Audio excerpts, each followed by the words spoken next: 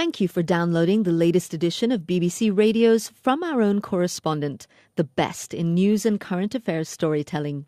It's introduced by Kate Adie. Hello. Today, the smallest coffins are the heaviest. In Peshawar, the grieving goes on. Get the next plane out, but for many there's no flight to safety as the Islamic State militants march on in western Iraq. We smoke cigars and drink rum with the Ladies' Smoking Club of Havana as the US and Cuba finally shake hands. And from the vast lost centre of France, a tale of kings, queens and chocolate biscuits. Pakistani security forces have been stepping up operations against the Taliban after the militants' attack on a school in Peshawar on Tuesday, in which nearly 150 people were killed, most of them children. Officials say that in one operation in the country's northwest, at least 7 jihadis and 2 Pakistani soldiers were killed. In another assault in North Waziristan near the Afghan border, a US drone strike is believed to have killed at least 5 militants. In Peshawar itself, funerals and burials of the dead took place as schools, businesses and markets closed in mourning. Last night there was a candlelit vigil outside the school. Our correspondent Shaima Khalil has sent us this dispatch. You didn't need to see the pools of blood in every corner of the school auditorium to know that a massacre had taken place there. A thick smell hit you as you went in. The eerie silence of the shocked adults looking at the remnants of the children's belongings strewn around, itself told a devastating story. Almost every row of seats in the school hall bore a similar picture of horror. The blood-splattered textbooks, the school shoes left behind in a desperate attempt to escape, scattered bits of paper on which you could see the children's handwriting. This is where the Taliban gunmen stormed in and shot more than 100 pupils at close range. The students were in the hall learning about first aid when the attack happened. One corner of the room bears scorch marks. That's where the militants set fire to one of the teachers. When I arrived at the Lady Reading Hospital where many of the victims were taken, I could see a group of parents and family members gathering in front of a wall, pushing to get to the front. A list of names had been stuck up there, names of the dead and injured. As the day went on, the list grew longer, and the crowd around it grew bigger, all of them desperate to find out what had happened to their loved ones. In the hospital's intensive care unit, I found 13-year-old Saeed lying on a bed, his family next to him. He was still too shocked to talk about what had happened. His mother, Nahida, is a teacher at the school. She told me Saeed had hidden under a chair and called her as the attack began. I heard everything, she told me. My son was on the phone. He said, "I'm shot. Please come and get me." And I didn't know how to reach him. As a mother, I can't describe to you what I felt, she told me through her tears, adding, "But alhamdulillah, thank God, he's now here with me." But many other parents are having to live with the fact that their loved ones are not coming back, like the Awan family, whose 14-year-old son Abdullah was shot in the face during the attack. At the family home, the female relatives gathered around the boy's body, which was lying in an open coffin. He was covered in flowers, and I could clearly see the bullet mark on his face. His mother sat on the floor weeping, wiping his forehead, holding his hand, still calling out his name.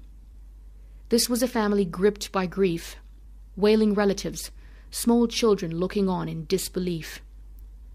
At the local graveyard, the male relatives recited verses from the Quran and prayed for Abdullah before laying him to rest.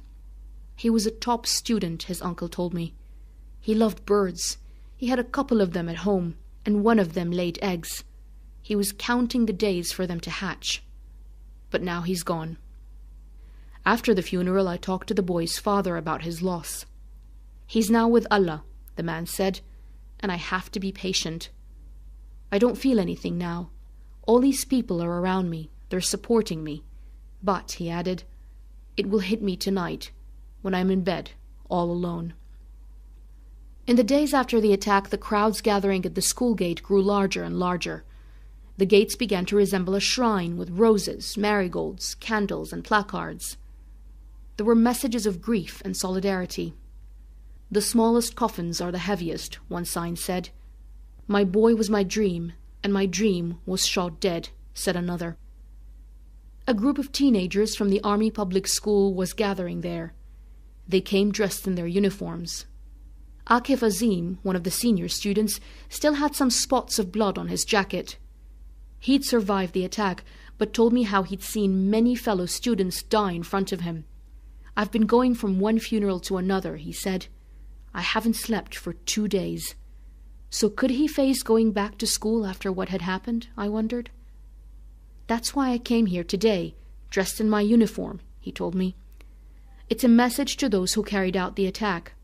You can take my friends, you can take my teachers, but I am still here, in my uniform, and I will go back to school." Shaima Khalil in Peshawar. President Obama talked in his end-of-the-year speech last night about the decision to improve relations with Cuba.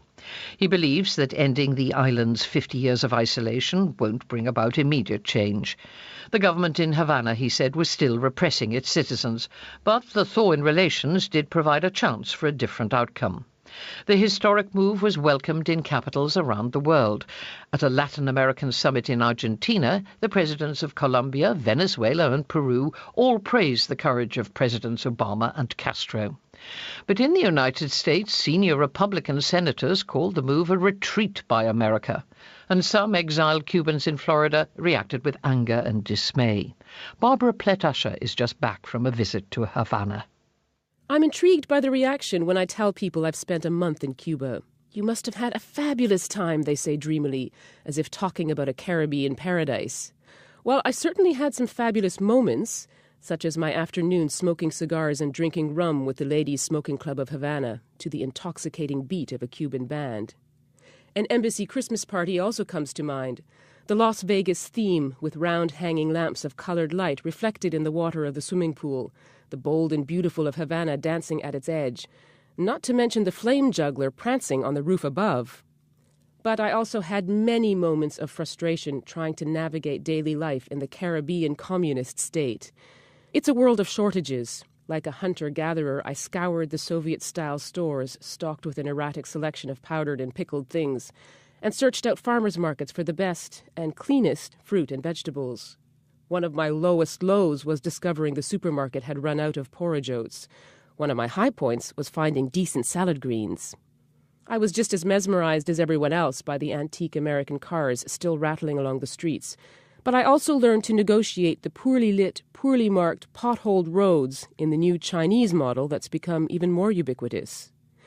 Like all visitors, I was seduced by the grace and rhythm of the young people dancing up a salsa storm at one of the many nightclubs. My companion, less so. "Everyone here is fishing," she said, meaning on the prowl for a foreign lover who could serve as a ticket out of the country. It's a world defined by waves of emigration, the latest involving young people despairing of cautious reforms introduced 6 years ago. Revamping 5 decades of a mismanaged state-run economy was never going to be easy, but for Cubans, the U.S. embargo looms largest as their source of hardship. When I asked what lifting it would mean, some talked dreamily about their own version of paradise. "Every sphere of our lives would change," said a female university student. "Everyone would have access to the internet. Our communications with other countries would change. We could get whatever materials we needed." A magazine editor was more circumspect. "Cubans always ask me what's going to happen when the embargo is lifted," he said. "We're so used to it that how to live without it is a big question mark. It creates a certain amount of anxiety and a complexity of emotions. We're culturally closer to the U.S. than any other country in this hemisphere," he told me. "Jazz and baseball are a part of us."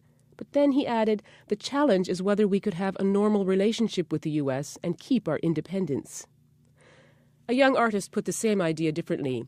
"Our national character is to defy the bully," she said, "but on the other hand, we want to be the best, the sharp tip of the arrow in Latin America. If the bully was out of the picture, we could finally focus on becoming that sharp arrow." Fidel Castro embodied that determination to chart a course outside the U.S. orbit. I found the vestiges of his legendary defiance in a side hallway of the Revolution Museum, the Wall of Cretins, with life-size cartoons of Republican-American presidents Ronald Reagan and the George Bushes, father and son. Some believe the rapprochement announced this week couldn't have happened if Fidel was still in charge, although he did reach out to almost every U.S. president, gauging chances of accommodation. When Castro goes, Cuba will become just another country, said an American journalist who's lived in Havana for much of his rule. There are fears that that will happen now already with the U.S. policy changes. Get to Cuba while it still retains its old world charm, one Canadian tour company is urging, before the floodgates open for American tourists. I think this is a big part of the "isn't Cuba fabulous" question, the mystique of a country frozen in time with a culture that is not Americanized and commercialized. That isn't going to shift right away. Although the embargo's been eased, it hasn't been lifted, and the Cuban government will want to control the pace of change. But it's not difficult to imagine the eventual invasion of the likes of Starbucks and McDonald's. Cubans don't want to be frozen in time. They want modern-day economic opportunities. They want to be connected to the world. But they also want to remain distinctly Cuban. What it will be like to live without the U.S. bully is a big question mark. And that's Barbara Pletasher. The Iraqi army's trying to prevent one of the country's key provinces from falling into the hands of the militants from Islamic State. The jihadis already control much of Anbar to the west of the capital Baghdad, despite support for the security forces from airstrikes carried out by the US and its allies. There's been heavy fighting around the city of Ramadi. Hundreds of thousands of people have fled their homes. And an army base, once occupied by US troops, has also come under attack. Quentin Somerville's been there. The Iraqi commander sat at his desk, a large map of Anbar covering the wall behind. His hands were shaking, and he chain-smoked his way through a pack of cigarettes.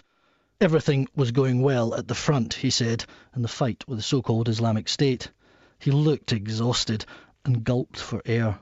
No, he wouldn't do an interview on camera or for radio. He stopped, gasped, swallowed hard. I thought for a moment he may actually be about to vomit. Clearly, things were not going that well at the front. We'd flown to the Ain al-Assad airbase with the Iraqi Air Force. The trip had taken most of a year to plan, and in that time, most of Anbar had fallen into the hands of the Islamic State and its supporters. The base is sprawling and ghostly. It once belonged to Saddam Hussein. Then, to the Americans, it was one of their biggest during the Iraq War. They left behind a mess. In one corner, the ruins of American accommodation, and near where the Iraqis now stored unexploded IS roadside bombs, a hut full of brand new but abandoned US uniforms. I came here expecting an Iraqi offensive. Instead, found a retreat. Village after village was being lost. The base was being encircled. It was days before I saw an armoured vehicle. They were all out at the fight. Iraq's army collapsed in the face of IS elsewhere in the country. In Anbar, they're holding on, but only just. The booms of artillery and mortars could be heard in the distance. By my third day, they sounded a lot closer. My bosses in London were getting jumpy. Get the next flight out, I was told. But there weren't any. In many villages in this Sunni-dominated province, the militants have been welcomed, a relief from the oppression of the Shia-led government of the previous Prime Minister, Nouri al-Maliki. But there are those who are fighting back. One night, I met a man from the Abu Nimr tribe. I'll call him Mahmoud. A friend of the Americans and an enemy of IS, much depends on the likes of him. He's said to be a fearsome fighter. But Mahmoud's no Lawrence of Arabia-style tribal warrior. He wore a tracksuit and sandals. He had a neatly trimmed beard, but his hair was gelled. Anbar's Sunni tribes, who once formed the Awakening, an uprising against Al-Qaeda led by the Americans, will be essential to defeating IS. He told me he'd been in the thick of the fighting. They had armoured vehicles. We only had Kalashnikovs, he said, of the IS offensive. One fighter from Mahmoud's tribe is said to have killed 15 members of IS before he was run over by an armoured vehicle. He said that the tribe had fought hard, and 35 of its men had been captured. He also told me stories of IS atrocities against the tribe, of IS drowning babies, raping women. They've beheaded hundreds of Abu Nimr men, he said. Mahmoud had moved his family to safety and was trying to get a flight to Baghdad to find more men and more weapons for the fight raging outside the camp's perimeter. Do you think the base will fall? I asked him. Maybe, he said. But the Americans are here now. They won't let it. Some 150 US Marines are at Ain al-Assad, training tribal fighters, but I saw no sign of them while I was there. The camp's airstrip once played host to Air Force One. George Bush came to visit in 2007 and declared another victory. Anbar was the safest place in Iraq, he said. Then the enemy was Al-Qaeda in Iraq, a group that would morph, retreat and then expand again, but with a new name, the Islamic State. On the edge of the runway, we waited for a flight, any flight, to get out. The not-so-distant booms were more regular now. Iraqi army officers queued up too. Shiite militia stood in a line, looking exhausted, and the wounded, bandaged and bleeding, crouched by a fence. Mahmoud and his cousin were there too. A plane arrived, a small Russian Antonov. The crowd surged forward. It was chaotic. I felt a tap on my shoulder. A handsome pilot in his jumpsuit. "Are you the BBC? I've been told to get you out of here." As the loading ramp was closing, some of the wounded attempted to get on. They were pushed back. I've never felt more ashamed. Mahmoud and his cousin were still on the runway. Perhaps they're still there, waiting for help. Quentin Somerville in Anbar Province, Iraq. 4 days to go until Christmas, and celebrations at churches throughout the Christian world are already in full swing. And the Crimean Memorial Church in the Turkish city of Istanbul is no exception. The church was built to honour the thousands of British soldiers and sailors who perished in the Crimean War in the middle of the 19th century. This little-known place of worship is hidden away in a web of cobbled streets on the slopes above the Bosphorus. Malcolm Billings, who searched out its grey-stone towers on a recent visit, says that given its history, it's a miracle that it survived at all. The bell tower, just visible above a dense curtain of trees, was my first glimpse of this barely remembered Victorian Gothic church. This distant fragment of British influence, built on land given by the Ottoman Sultan, cost a fortune. The distinctive grey stone for the church was brought from Malta, and its carved Gothic interior once glistened with gold leaf and brass fittings. When the chaplain, Canon Ian Sherwood, arrived to take up his post just over 20 years ago, the church was closed and almost derelict. The dwindling congregation of Levantines, expatriate Europeans and Americans had abandoned the leaking roofs and decaying rafters to a growing number of pigeons. The stained glass windows had become targets for stone-throwing looters, who carried off everything of value they could find. The Bishop of Gibraltar, in charge of a diocese that stretched from Lisbon to Mongolia, could see no future for an abandoned church. He proposed leasing the building to the city for use as a cultural centre. The new canon protested and moved his bed into the chancel. It was the only dry place in the church, he tells me. And with the priest in residence, the bishop's plan to rid the diocese of this troublesome outpost could not be realised. The fortunes of the church began to change.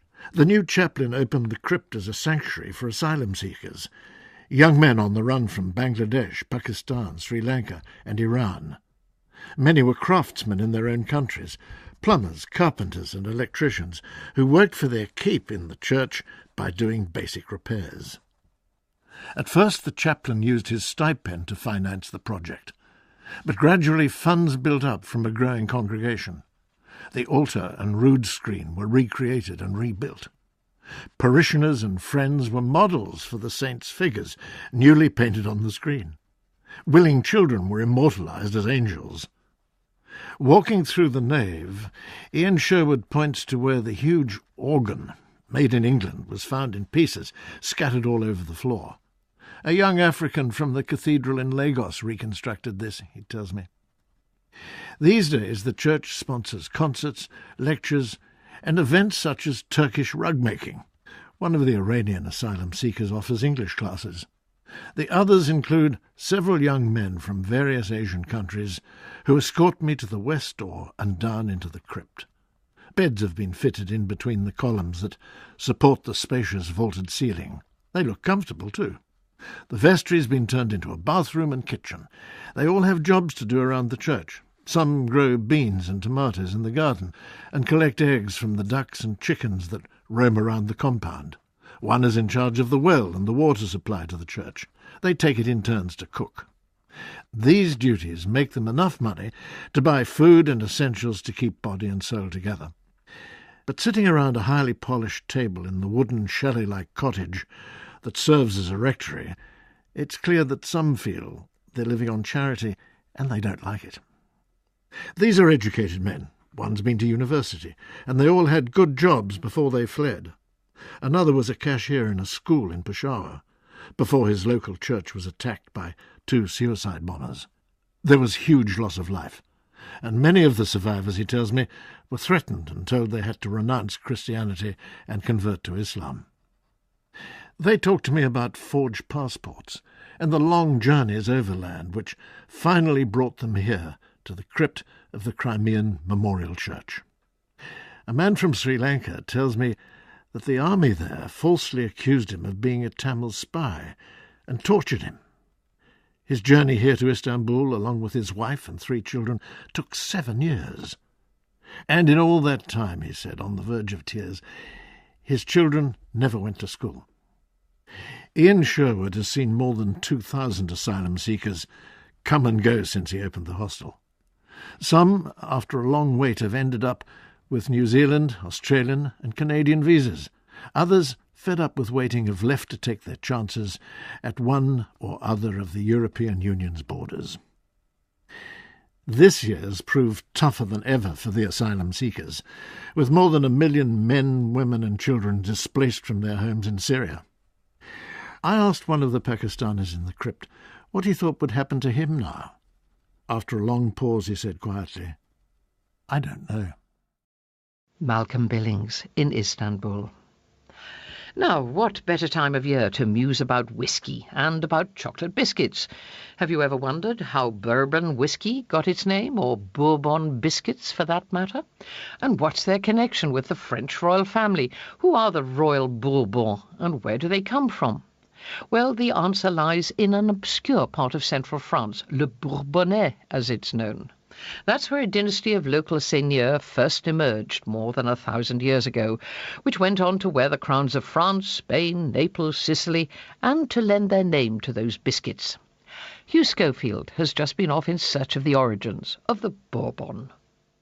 In the beginning was the god, the Celtic god Borvo. He was god of healing and of spring water. Shrines to Borvo could be found across France wherever ancient Gauls took a taste to the water that came naturally from the ground. One such place is now the small town of Bourbon-l'Archambault. This is the vast, lost middle bit of France. The folds of the land are getting deeper, so the countryside is rounded and fecund. A lot of forest, a lot of pasture for the lazy, white Charolais cows. Bourbon-l'Archambault is Bourbon, from Borvo, the god, and Archambault, after 9 of its first rulers, or seigneurs. There was Archambault the first in about 950, and Archambault the 9th 200 years later. At the start of that period, it must have been a lot like the television series Game of Thrones. The French crown in Paris was distant to the point of irrelevance. Instead, across the country, petty lords imposed a new territorial order after the confusion of the preceding centuries. The first Archambault built a castle, and the remains of its 13th century successor, 3 massive towers, still dominate the land. So how did this particular group of early medieval thrusters, no doubt every bit as nasty as the thugs of House Lannister or House Baratheon, end up where the rest failed to, on the throne in the French equivalent of King's Landing, i.e. Paris? Well, the story is just as long and full of war and treachery as George R.R. Martin himself could have made it. First, the Archambault took the name Dukes of Bourbon after marrying into the royal family. Then, in the 1500s, Duke Charles III, who as leader of the royal army bears the title Constable of France, does the unmentionable and defects to the king's arch-enemy, the Holy Roman Emperor. The Bourbon estates are seized by the crown, the Bourbon name is mud. But now the brutal wars of religion between Catholic and Protestant are raging in France. The head of the Bourbon house has married the heiress to Navarre, a mountain kingdom way to the south. Their son Henry is brought up a Protestant, and he fights the kings in Paris. But after they all die, the last murdered by a monk, Henry is the legitimate heir. So, in order to win over his enemies, he converts to Catholicism. Paris, he says, is worth a mass, and becomes Henry IV, France's first Bourbon king. Over the next 3 centuries, the Bourbons' influence spreads further. After the War of the Spanish Succession in the early 1700s, Bourbon, or Bourbons, as the English were now calling them, took the crown of Spain, and they've still got it. Other branches ruled as kings in Naples and Sicily, and as dukes in Parma and Luxembourg. In France, all those bewigged Louis in Versailles were Bourbons. One lost his head in the Revolution, but they came back after Napoleon, and today the pretenders to the French throne, the 2 of them, are both from the Bourbon family. There's even supposed to be a branch of the Bourbons in India, descended from some royal nephew or other in the 18th century. They live in Bhopal, look thoroughly Indian, and are the subject of sporadic magazine features. Today, back in the Bourbonnais, these affairs are a distant memory. The main town, Moulins, was the capital of the later dukes, but it's a drab place now. Like so many provincial French towns, its supposed medieval charm, a fiction of the tourist brochures. Bourbon-l'Archambault is lovely, though, as is the 1,000-year-old priory of Souvigny, where many of the dukes are buried. There I also chanced on the tomb of one Prince Sixtus of Bourbon-Parma, brother-in-law of the last emperor of Austro-Hungary, and the man behind an obscure peace initiative in the First World War known as the Sixtus Affair. And so, finally, to the whiskey. What's the connection there? How did Bourbon become Bourbon? Well, the home of bourbon whiskey is said to be Bourbon County in Kentucky, and it was so named after the War of American Independence as a gesture of thanks to the French king, the Bourbon Louis XVI, for his help against the Brits. Or it comes from Bourbon Street, familiar to the carousers of New Orleans, a town which was, of course, founded by the French and named after the Bourbon Duke of Orléans, son of Louis XIV. You take your pick. As for the biscuits, that's even easier. In fact, the chocolate crunchy sandwich used to be called the Crayola, but sometime in the 1930s, a product manager at biscuit company Peak Friens, drawing no doubt on some vaguely remembered cultural reference, decided that the name Bourbon sounded, just that little bit posher, a little bit French, and a little bit royal too. So now you know, and just in time for the Christmas pub quiz too. Hugh Schofield bringing this edition to a close. More correspondence stories next Saturday. Do join us. Goodbye. And injured. As the day went on, the list grew longer, and the crowd around it grew bigger, all of them desperate to find out what had happened to their loved ones. In the hospital's intensive care unit, I found 13-year-old Saeed lying on a bed, his family next to him. He was still too shocked to talk about what had happened. His mother, Nahida, is a teacher at the school. She told me Saeed had hidden under a chair and called her as the attack began. I heard everything, she told me. My son was on the phone. He said, "I'm shot. Please come and get me." And I didn't know how to reach him. As a mother, I can't describe to you what I felt, she told me through her tears, adding, "But alhamdulillah, thank God, he's now here with me." But Minya itself told a devastating story. Almost every row of seats in the school hall bore a similar picture of horror. The blood-splattered textbooks, the school shoes left behind in a desperate attempt to escape, scattered bits of paper on which you could see the children's handwriting. This is where the Taliban gunmen stormed in and shot more than 100 pupils at close range. The students were in the hall learning about first aid when the attack happened. One corner of the room bears scorch marks. That's where the militants set fire to one of the teachers. When I arrived at the Lady Reading Hospital, where many of the victims were taken, I could see a group of parents and family members gathering in front of a wall, pushing to get to the front. A list of names had been stuck up there, names of the dead. 50 people were killed, most of them children.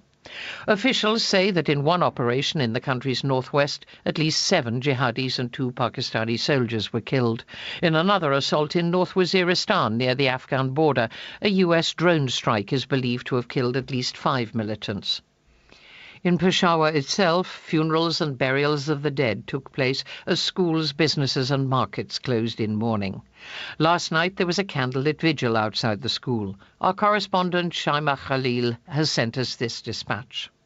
You didn't need to see the pools of blood in every corner of the school auditorium to know that a massacre had taken place there. A thick smell hit you as you went in. The eerie silence of the shocked adults looking at the remnants of the children's belongings strewn around. Thank you for downloading the latest edition of BBC Radio's From Our Own Correspondent, the best in news and current affairs storytelling. It's introduced by Kate Adie. Hello. Today, the smallest coffins are the heaviest. In Peshawar, the grieving goes on. Get the next plane out, but for many there's no flight to safety as the Islamic State militants march on in western Iraq. We smoke cigars and drink rum with the Ladies' Smoking Club of Havana as the US and Cuba finally shake hands. And from the vast lost centre of France, a tale of kings, queens and chocolate biscuits. Pakistani security forces have been stepping up operations against the Taliban after the militants' attack on a school in Peshawar on Tuesday, in which nearly 100 other parents are having to live with the fact that their loved ones are not coming back. Like the Awan family, whose 14-year-old son Abdullah was shot in the face during the attack.